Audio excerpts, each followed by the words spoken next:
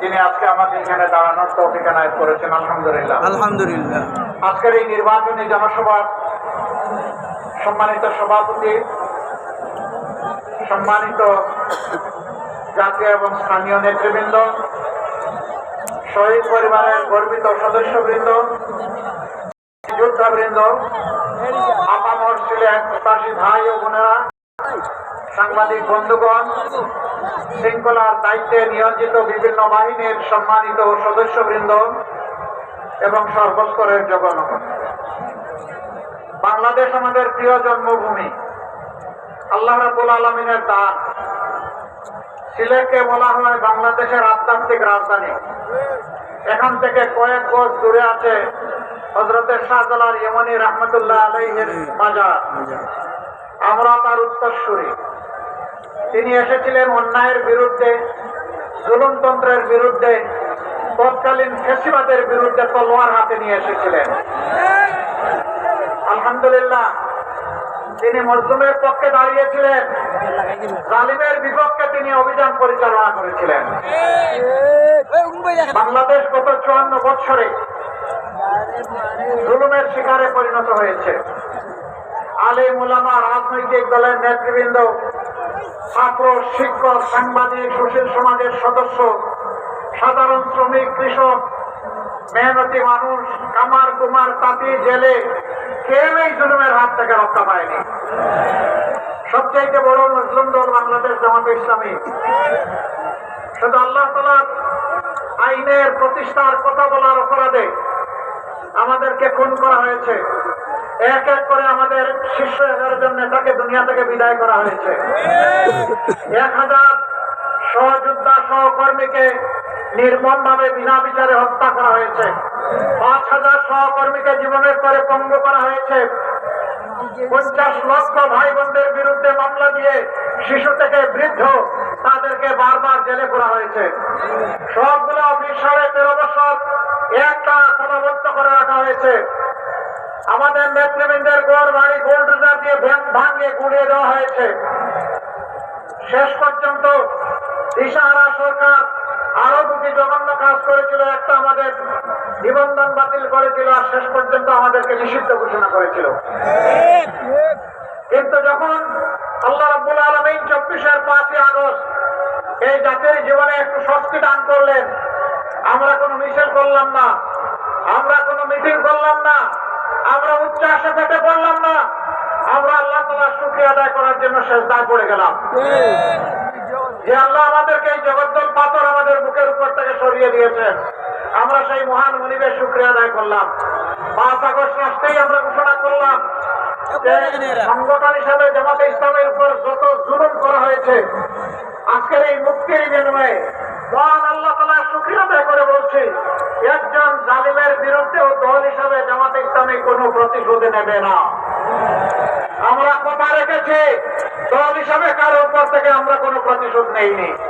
তবে এও আমরা বলেছিলাম, যারা খুন হয়েছেন, আহত হয়েছেন, পঙ্গু হয়েছেন, গুম হয়েছেন, যাদেরকে ব্যক্তিগতভাবে ক্ষতিগ্রস্ত করা হয়েছে, অবশ্যই আদালতে গিয়ে ন্যায় বিচার চাওয়ার এবং পাওয়ার অধিকার তাদের আছে। যদি এরকম কেউ ন্যায় বিচার চান, আমরা তাদের পাশে দাঁড়িয়ে মজবুতভাবে তাদেরকে সমর্থন এবং সহযোগিতা দেব। একই সাথে একথা হুঁশিয়ার করে দিয়ে বলেছিলাম, সাবধান, মামলা করতে গিয়ে একজন নিরপরাধ মানুষের নাম তালিকায় অন্তর্ভুক্ত করা যাবে না। আপনারা শুনে খুশি হবেন, সারা দেশে আমরা লাখ লাখ হাজার হাজার মামলা করি নাই, সব মিলাইয়া 750-র মতো মামলা হয়েছে। 8টা মামলায় একজন করে মাত্র আসামি আছে, দ্বিতীয় কোনো আসামি আমরা খুঁজে পাই নাই, তাই নিশ্চয় আসামি নাম আমরা লিখি নাই। আমাদের কর্মীরা আমাদের কথা রেখেছে, আলহামদুলিল্লাহ। সেই জায়গায় অনেকে শত শত মানুষ, এমনকি হাজারো মানুষকে মামলায় ঢুকিয়ে মামলা বাণিজ্য করেছেন। সম্মানিত সিলেটবাসী, এই যন্ত্রণা থেকে জাতি যখন মুক্তি পেল, আমরা আমাদের পুরানা সকল বন্ধুদেরকে অনুরোধ করেছিলাম, আমরা যারা মজলুম ছিলাম, মেহেরবানি করে কেউ যেন জালিম না হই। এতদিন যে সমস্ত অত্যাচার আমাদের উপর করা হয়েছে, আমাদের কাছে জোর করে চাঁদা আদায় করা মামলা বাণিজ্য করা হয়েছে, দুর্নীতি করা হয়েছে, আমাদেরকে সংক্ষিপ্ত করে এখন আমরাই যেন সেই সমস্ত অপকর্মে জড়ায় না পড়ি। কিন্তু না, সবাই আমাদের কথা রাখেন নাই। কে রেখেছে কে রাখে না এটা তাদের ব্যাপার। সেন্সিবল নাগরিক হিসেবে এটা আমাদের দায়িত্ব ছিল, তাই আমরা অনুরোধ জানিয়েছি। যারা রেখেছেন তাদেরকে অভিনন্দন, যারা রাখতে পারেননি তাদের ব্যাপারে আমাদের কোনো বক্তব্য নাই। জনগণ তাদের নিজস্ব বিবেকের আয়নায়, বিবেকের আদালতে তাদের বিচার করবে, আমাদের এখানে বলার কিছু নেই। প্রিয় সম্মানিত সিলেটবাসী, এই সিলেটের আমি সন্তান, আপনাদের বুকেই আমি লালিত হয়েছি, বড় হয়েছি। এখানেই আমার শিক্ষা দীক্ষা, এখানে আমার কর্মজীবন, এখানে আমার রাজনৈতিক জীবন, এখানেই আমার সাংস্কৃতিক এবং সামাজিক কর্মকাণ্ড, সবকিছুর সাক্ষী আপনারা। আজকে আমি আপনাদের একজন হয়ে এখানে দাঁড়িয়েছি। আমি বাংলাদেশ জামাতে ইসলামের আমির হিসাবে এখানে দাঁড়াইনি। আমি আপনাদের একজন ভাই, একজন সন্তান, কারো চাচা, কারো মামা, কারো দাদা হয়ে আমি আজকে আপনাদের সামনে দাঁড়িয়েছি। আমাদের এই সিলেট নানা বৈচিত্র্যে একদম পূর্ণ।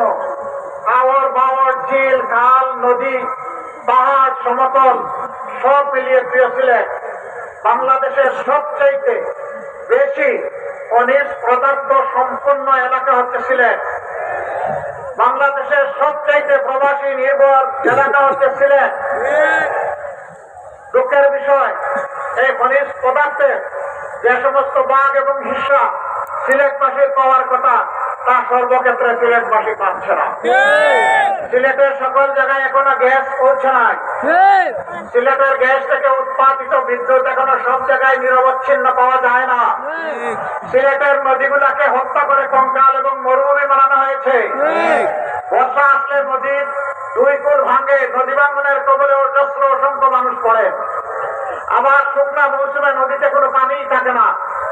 সিলেটবাসীর জন্য সুপেয় পানি পাওয়া এটা খালা দিনের চেরাগের মতো, বসে বসে অপেক্ষা করতে হয়। এই সমস্ত সংকটে সিলেট ভুগছে। তার পাশাপাশি ড্রেনেজ ব্যবস্থা দুর্বলতা, অপ্রতুলতার কারণে বর্ষা আসলেই ডুবে যায়, ভেসে যায়। এই সবগুলো আমাদের নিত্যদিনের সঙ্গী। মদ, গাঁজা, সন্ত্রাস, অস্ত্র এ আরেক দল অস্থির করে রাখে আমাদের। প্রিয় সম্মানিত ভাই ও বোনেরা, আমরা এই সমস্ত অপকর্মের বিরুদ্ধে যুদ্ধ ঘোষণা করেছি। আমরা বলেছি, প্রিয় বাংলাদেশের 1 ইঞ্চি মাটির উপরে আল্লাহ তাআলা যদি আমাদেরকে এই দেশের সেবকের দায়িত্ব দেন, 1 ইঞ্চি মাটির উপরে কেউ আর চাঁদাবাজির হাত বাড়ানোর সাহস করতে পারবে না ইনশাআল্লাহ। আমরা ঘোষণা দিয়েছি, কোন অফিস, আদালত, কার্যালয়ে এখন থেকে আমরা যদি সুযোগ পাই, আল্লাহ তাআলা যদি আমাদেরকে সুযোগ দেন, কারো ঘুষ নেওয়ার প্রয়োজন হবে না এবং ঘুষ খাওয়ার সাহস হবে না। কিন্তু সম্মানের সাথে সমস্ত নাগরিক বসবাস করার নিশ্চয়তা পাবে। আজকে বিভিন্ন ক্ষেত্রে রাষ্ট্রের কর্মকর্তা কর্মচারীদেরকে যে বেতন ভাতা সুবিধা দেওয়া হয় সম্মানজনক ভাবে জীবনযাপনের জন্য, বেশিরভাগ ক্ষেত্রেই এটা ইনসাফ ভিত্তিক নয়, এটা পর্যাপ্ত নয়। আপনি তার একান্ত প্রয়োজন পূরণ না করে, সে যদি তার প্রয়োজন পূরণের জন্য কোনো অপরাধ করে, রাষ্ট্রের কোনো অধিকার নাই ওই অপরাধের জন্য ওই নাগরিককে শাস্তি দেওয়া। আগে তাকে সম্মানজনক ভাবে বাঁচার সুযোগ সৃষ্টি করে দিতে হবে। তারপরে যদি রূপের বশবর্তী হয় কেউ অপরাধ করে, অবশ্যই তার অপরাধের বিচার হবে। সম্মানিত ভাইরা, 54 বছরে দেশের টাকা লুটপাট হয়েছে সকল আমলে। কেউ ফিরিস্তা ছিলেন না, মুখে হাত দিয়ে বলতে পারবেন না আমরা ফিরিস্তা ছিলাম। কেউ করেছেন কম, কেউ করেছেন বেশি। শুধু ফ্যাসিবাদী 15.5 বছরে বাংলাদেশ থেকে 28.5 লক্ষ কোটি টাকা বিদেশে পাচার করা হয়েছে। এই টাকা কার? এই টাকা 18 কোটি মানুষের। এই টাকা আজকে জন্ম নেওয়া শিশুর। এই টাকা রাস্তার পাশে বসে আমার যে ভাই, আমার যে বোন ভিক্ষার থালা নিয়ে মানুষের কাছ থেকে ভিক্ষা নেয়, এই টাকা তারও। আমার যে ভাই হাড়ভাঙা পরিশ্রম করে চা বাগানে কাজ করে, অথবা রিক্সা চালায়, অথবা অন্য কোনো যানবাহন চালায়, কিংবা কোনো ম্যানুফ্যাকচারিং ইন্ডাস্ট্রিতে কাজ করে, অথবা ক্ষেতের মধ্যে কুদাল এবং লাঙ্গল চালায়, এই টাকা তার।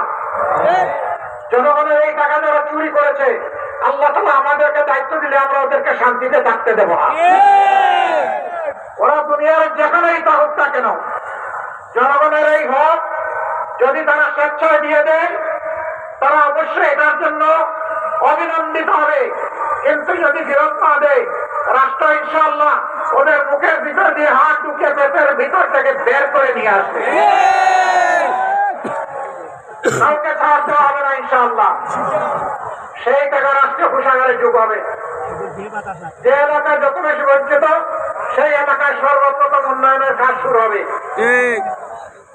এখানে বলা হয়েছে আগামী বাংলাদেশে শফিকুর রহমান প্রধানমন্ত্রী হতে পারেন, এটা আল্লাহ ভালো জানেন। কে হবেন না হবেন, যদি এমন কিছু আমার দায়িত্বে এসে যায়, আমি পরিষ্কার ভাবে বলতে চাই, আমি 54,000 বর্গমাইলের 1 ইঞ্চির পর বেইনসাফি করতে পারবো না। প্রতি ইঞ্চি মাটি তখন আমার কাছে তার পাওনা বুঝে নেবে আমার কাছ থেকে। হ্যাঁ, সিলেটবাসীর সঙ্গত যে সমস্ত পাওনা বঞ্চনা সেগুলা সিলেটবাসীকে সসম্মানে তুলে দেওয়া হবে। প্রবাসী নির্ভরেই সিলেট একটি আন্তর্জাতিক বিমানবন্দর আছে, কানাচালের নাম পদ্মলোচন। এর চোখে দেখে না, এটার নাম রাখা হয়েছে পদ্মলোচন। যদি এটা আন্তর্জাতিক বিমানবন্দর হবে তাহলে সকল এয়ারলাইন্সের ফ্লাইট এখানে নামবে না কেন? এতদিন ধরে এটা পূর্ণাঙ্গ আন্তর্জাতিক বিমানবন্দর হয় না কেন? সিলেটি প্রবাসীরা তো বাংলাদেশের রিমিটেন্সে বিশাল অবদান রেখে চলছেন। আমরা আপনাদেরকে কথা দিচ্ছি ইনশাআল্লাহ এই উসমানী আন্তর্জাতিক বিমানবন্দর নামে নয়, কামে পূর্ণাঙ্গ হবে ইনশাআল্লাহ। প্রবাসীরা বিদেশে থাকেন, বিশেষ করে ইউকেতে যে সমস্ত বাংলাদেশি প্রবাসী আছেন তাদের প্রায় 90% সিলেটের বংশোদ্ভূত। ম্যানচেস্টার একটা গুরুত্বপূর্ণ হাট, সেখানে বিমানে নিয়মিত ফ্লাইট আগে যেত আসতো, এখন বন্ধ করে রাখা হয়েছে। কেন? আমরা তো আগাবো, পিছাচ্ছি কেন? আমরা কি চিংড়ি মাছের দৌড় শুরু করেছি? চিংড়ি মাছ দৌড়াতে শুরু করলে শুধু পিছনের দিকে যায়। আমরা তো সিংহের তাবা মেলে সামনে আগাতে চাই। রোড বন্ধ নয়, ওই রোডও চালু করা হবে, আবার নতুন নতুন লোড করা হবে ইনশাআল্লাহ। আমেরিকার মতো দেশ, সেখানে বিপুল সংখ্যক বাংলাদেশে থাকেন। বাংলাদেশ বিমানের যাওয়ার মুহূর্ত হয় না নিউ ইয়র্ক এয়ারপোর্টে। আমরা ইনশাআল্লাহ এগুলা খুলবো, চালু করবো ইনশাআল্লাহ। রাষ্ট্র বিমান সংস্থার একই কথা, আমাদের লাভ হয় না। লাভ হবে কেমনে? চুরির তলা যদি ভাঙা থাকে সব তো সাগরে চলে যায়। মহান আল্লাহর উপর ভরসা করে দুর্নীতির রোড যখন বন্ধ হবে, চাঁদাবাজি যখন বন্ধ হবে, তখন সকল উন্নয়ন হবে ইনশাআল্লাহ। 5 বছর এই দেশের চেহারা ইনশাআল্লাহ পাল্টে যাবে। নতুন যে বাংলাদেশের স্বপ্ন আমাদের যুব সমাজ, আমাদের মা বোনেরা দেখেন, সেই বাংলাদেশ সেদিন হাতে ধরা দিবে ইনশাআল্লাহ। সম্মানিত ভাইরা, প্রবাসীদের আরো দুঃখ আছে। মিডল ইস্টে যারা কাজকর্ম করতে যান তারা অত বেশি বেতন এবং আয় রোজগার করতে পারেন না। কারো কারো ভাগ্যে অনেক সময় ওই দেশে ইন্তেকাল জুটে যায়। এই লোকটি যখন ইন্তেকাল করে তখন তার লাশ নিয়ে খেলা দেখা শুরু হয়ে যায়। কেন? তাকে বলবেন রিমিটেন্স যোদ্ধা, আবার সে ইন্তেকাল করলে তার কোনো অভিভাবক থাকবে না, তা আমরা মানতে রাজি নই। ইনশাআল্লাহ রাষ্ট্রীয় খরচে বিদেশে যারা ইন্তেকাল করবেন, যাদের সেই সামর্থ্য নাই, অতি সম্মানের সাথে তাদের লাশ আমরা কাঁধে করে দেশে বহন করে নিয়ে আসবো ইনশাআল্লাহ। শুধু তাই না, বিদেশে প্রবাসে গিয়ে যারা আয় রোজগার করার আগেই দুনিয়া থেকে বিদায় নেন, তাদের বিষয়টাকে মানবিক দৃষ্টি থেকে গ্রহণ করা হবে এবং তাদেরও পরিবারের দায়িত্ব নেবে সরকার এবং রাষ্ট্র ইনশাআল্লাহ। ভাইরা, আমাদের ভাইয়েরা প্রণোদনার চাইতে ওই জায়গাগুলো আগে চায়, জানতে চায়। এবার আপনারা জানেন এই জীবনের প্রথমবারের মতো প্রবাসী ভাই বোনেরা ভোট দেওয়ার সুযোগ পেয়েছেন। আপনাদের দোয়ায় আল্লাহর মেহেরবানিতে এই আওয়াজ আমরাই দিয়েছিলাম। অনেকে তার বিরোধিতা করেছিলেন, অনেকে বলেছেন প্রবাসীদের আবার ভোটের দরকার কি? বিদেশে যাবে, রুজি করবে, পরিবারকে টাকা পাঠাবে, দেশকে রিমিটেন্স দিবে, এর বাইরে তাদের আর কি আছে? লজ্জা! আমাদের ভাই বোনদেরকে অপমান করা হয়েছে। আমরা বলেছিলাম ভোট যার যার পছন্দ মতো দেবে, কিন্তু আমরা প্রতিটি প্রবাসীর ভোটের নিশ্চয়তা চাই।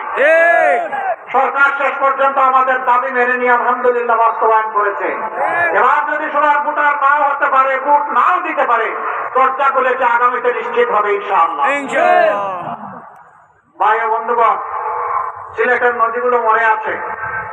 বাংলা বাংলাদেশের নদীগুলো মরে আছে।